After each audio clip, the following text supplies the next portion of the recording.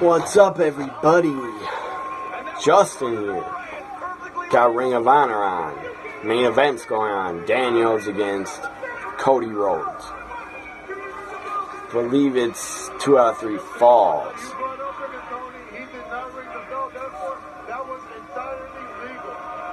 I think it's 2 out of 3 falls because Cody just got a pinfall on Daniels. But this is not a live reaction. This is a Year in Wrestling Reloaded show, 1985 Part 1. Got to represent with my Roddy Piper Hot Rod shirt because he was a big part of 1985 in wrestling. He was part of the first ever WrestleMania main event. So I had to represent Roddy Piper. Guys, was one of the greatest of all time.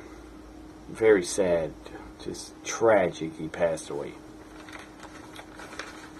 So, before I start with reviewing WrestleMania 1, which I've already done a review for that show, and this stupid commercial, the strobe light.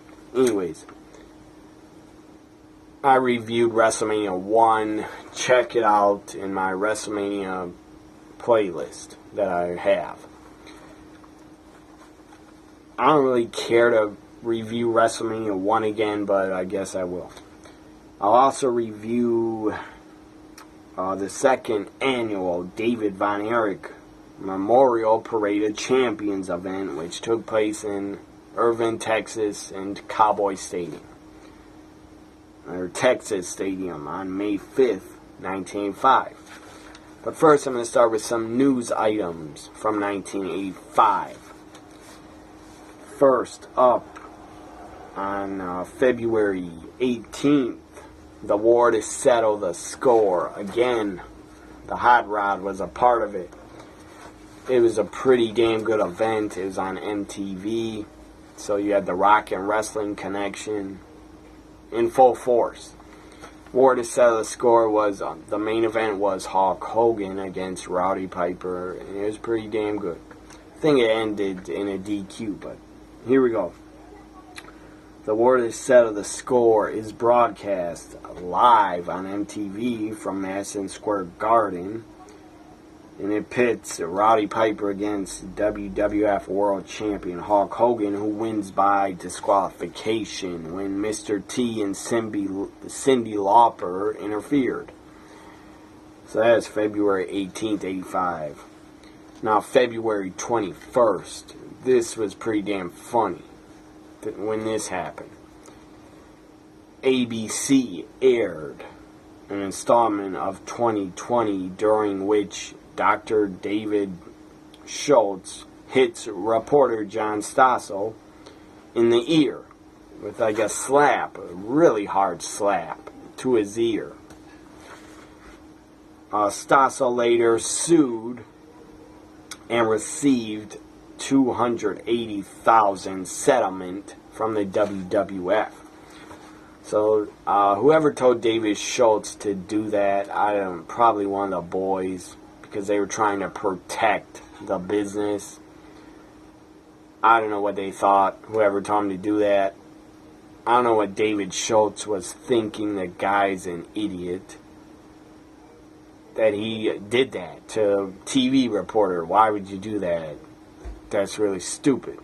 And because of what you did, David Schultz, after that you were out of a job, gone from WWF, and never to be seen again in any other companies, ever, as far as I'm concerned. I've never heard him working in any other companies after he did that.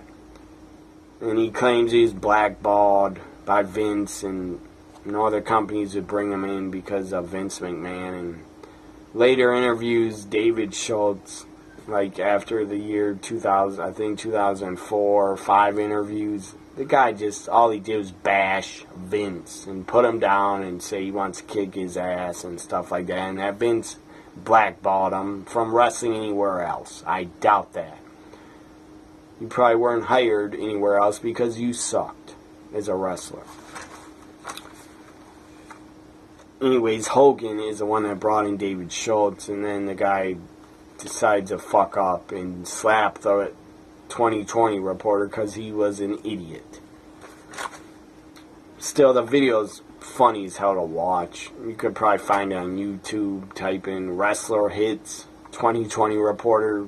He bitch slaps him. He falls to the ground. And John Stossel, the guy is probably in shock. I actually felt bad for the guy. Because he's probably in shock. Like, why the hell did I get hit? Just because, well, the first thing is, I think he said to David Schultz, is wrestling fake? Are you fake or something? Or what you do is fake. He should have never said that. That was not smart by him. But he didn't deserve to be hit. For real. Again, I guess David Schultz thought he was protecting the business that he was in. Because if fans, this is just what I think he might have thought. Maybe David Schultz thought, if fans think this is a work and we're not really punching each other, if you want to see that stuff, you can actually see it. Watch MMA or boxing. But the fans, I guess they didn't want the fans to know it was a work. But it doesn't even matter, because now every fan knows it's a work and still watches anyways. That never bothered me when I found out it was a work and they weren't really trying to hurt each other. Never bothered me, doesn't matter to me. I watch it for entertainment. And in my opinion, pro wrestling is the greatest entertainment there is to watch. Greatest entertainment out there. Out of movies, sports, anything, pro wrestling, to me is number one. So more news items on this Year in Wrestling 1985 Part 1 Reloaded. March 9th, the Road Warriors made their Tokyo wrestling debut and are an instant sensation. Were instantly super over. March 10th, 85, Bill Watts Mid-South Wrestling debuts on TBS, but its run only lasts a few months. March 28th, this is another funny news item. March 28th, Richard Belzer, the guy's a comedian. Richard Belzer is injured by Hulk Hogan when he drops him to the floor while demonstrating a front face lock or sleeper hold. Belzer falls to the ground during the broadcast of one of his cable TV show, Hot Properties. He received 9 stitches in the head and an undisclosed sum of money following a lawsuit in which he sought $5 million in damages. Number one, he didn't need $5 million for just getting choked out, unconscious, and then he fell on his head. Big deal. Again, another person from entertainment, a news reporter sued. They got a lot of money. And now Richard Belzer, a comedian. He had a right to sue, but he didn't deserve no $5 million. And I don't know why Hogan choked him out. But I guess Hogan was trying to protect the business also, because Hogan grew up in the old school. So that's a pretty funny news item. March 28th, Richard Belzer basically got choked out by Hogan, passed out, and fell on his head on the floor. And got 9 stitches and sued and got a lot of money. March 31st, the first WrestleMania card is held in New York City's Madison Square Garden. The card is made available to 135 closed circuit locations, drawing an estimate viewership of 400,000. In the main event, Hulk Hogan and Mr. T defeated Paul Orndorff and Roddy Piper. Now, April, I don't know what day this is. Maybe it's April 1st. The first ever wrestling videotape Pro Wrestling Illustrated Lords of the Ring is released in April '85. Another story from April.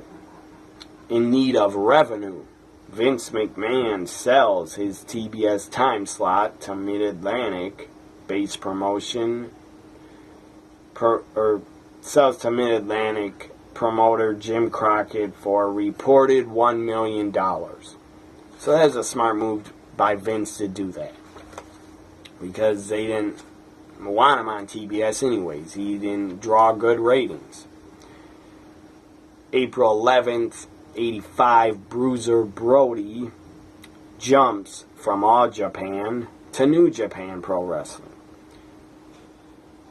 April 18th, Bruiser Brody wrestles his first ever singles match against Antonio Inoki at Tokyo's Sumo Hall before a packed house. So now I'm going to go into reviewing WrestleMania and the second annual David Von Erich Parade of Champions. So here we go. This was on March 31st, '85, WrestleMania 1. David Sammartino defeated Brutus Beefcake. These matches, by the way, are not in order, but who cares? David Sammartino, Brutus Beefcake was damn boring. Ricky Steamboat defeated Matt Bourne, who would originally become, or later would become, Doink the Clown in '93 and late '92. He was also in WCW Matt Bourne as Big Josh, which was a stupid gimmick. He was like a lumberjack.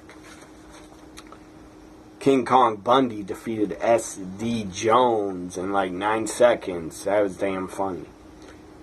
Set a WrestleMania record right there that would go on for years and years. Andre the Giant defeated Big John Studd in a $15,000 body slam challenge. And then Andre started throwing the money out to the crowd, which was damn funny. And here Andre is a babyface. In WrestleMania 2, he was also a babyface. So then he's throwing the money out, Bobby Heenan's money, and Bobby Heenan grabs a bag of money and runs to the back and takes some of the money back. Junkyard Dog defeated Greg Valentine for the Intercontinental title by countout, so Greg Valentine retained. Nikita Koloff and the Iron Sheik defeated the tag team champions Barry Windham and Mike Rotundo, who I believe are real-life brothers. I never knew that, really, until like 5-10 years ago. Wendy Richter defeats the women's champion Lailani Kai for the women's title. Main event, Hulk Hogan and Mr. T defeated Rowdy Piper and Paul Orndorff. When Paul Orndorff kind of screwed up, or came off the top rope, or Bob Orr came off the top rope with his cast and missed and hit Paul Orndorff, I believe. But then they ended up blaming Paul Orndorff. And Piper and Bob Orr turned on Paul Orndorff, and they would go on to feud in '86, later in the summer. Right after WrestleMania 1, Paul Orndorff would turn babyface and have a feud with Rowdy Piper, which was pretty good. Also, just think about this. Ricky Steamboat, this was his first big WWF event. He jumped from Mid-Atlantic and Jim Crockett Promotions. He jumped from there, go to the WWF. And Ricky Steamboat, very happy. The guy was a part of WrestleMania 1. I was very happy for him. I'm glad he was a part of history. Think about this. Steamboat and Rowdy Piper were both a part of Starrcade '83, the first Starrcade. And then they were also a part of the first WrestleMania. That's a lot of history right there that they were a part of. Now on to the second annual David Von Erich Memorial Parade of Champions. I believe 1984 or maybe '85. Parade of Champions event is now available on the WWE Network, so check that out. The other day I watched Kerry Von Erich against Ric Flair in Texas Stadium, where Kerry Von Erich became NWA champion for 1 week, and then he lost it back to Flair in Japan. But it was a great moment that Kerry Von Erich defeated Ric Flair. The Texas Stadium exploded. There's like 40 or 50,000 people there. And it was a great moment. It was a great moment for world-class championship wrestling, and it was a great moment for the Von Erich family. I was very happy for them. So I believe most of 84 and 85, I believe, is part of, and now on the WWE Network to watch. So that's very cool. That's very cool for old school fans like me that want to watch it.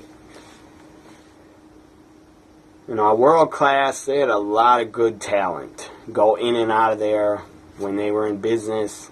They had a lot of great talent. They had the Von Erichs, they had Ric Flair coming, Andre the Giant, King Kong Bundy was in there as a champion at one point. The Midnight Express came in there. The Fantastics were a part of World Class.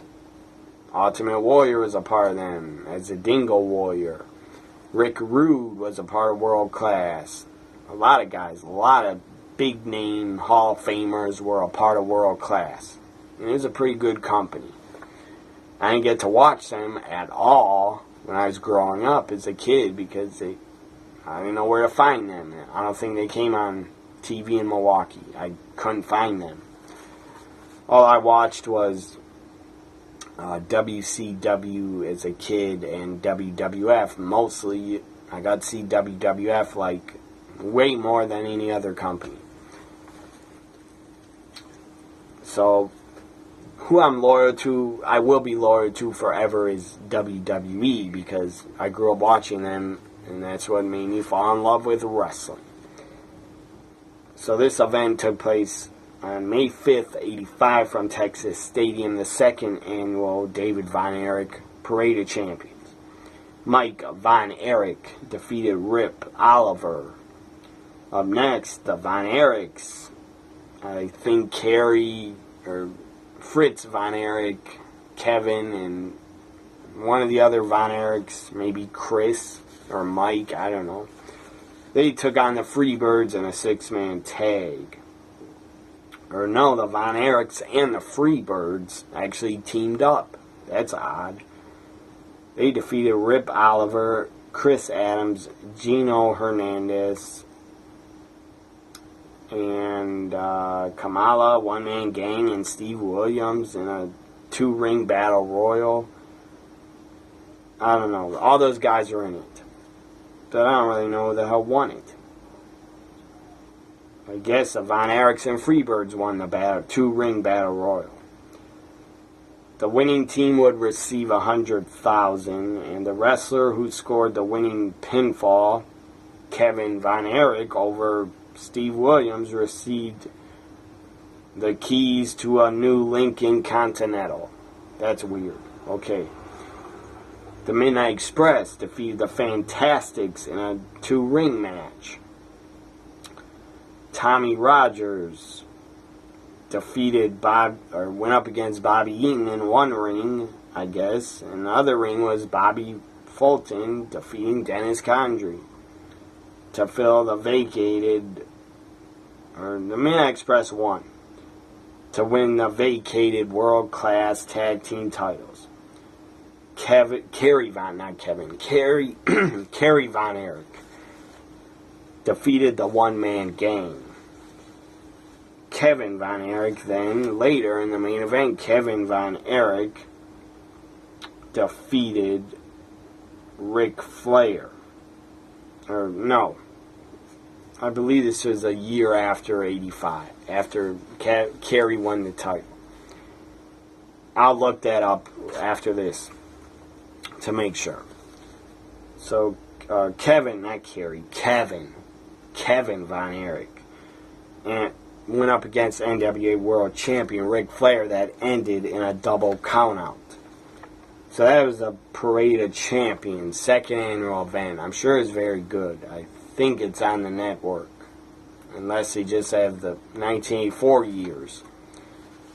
So now I'm going to look up when Kerry won the NWA title.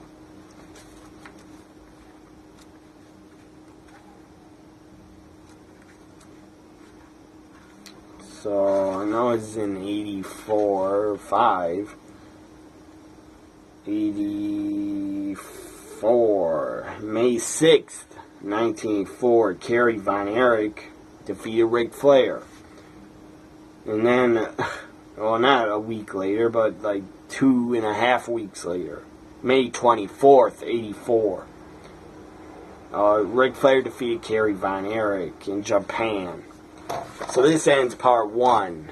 Hope you enjoyed it. This ends part 1 of Year in Wrestling Reloaded 1985.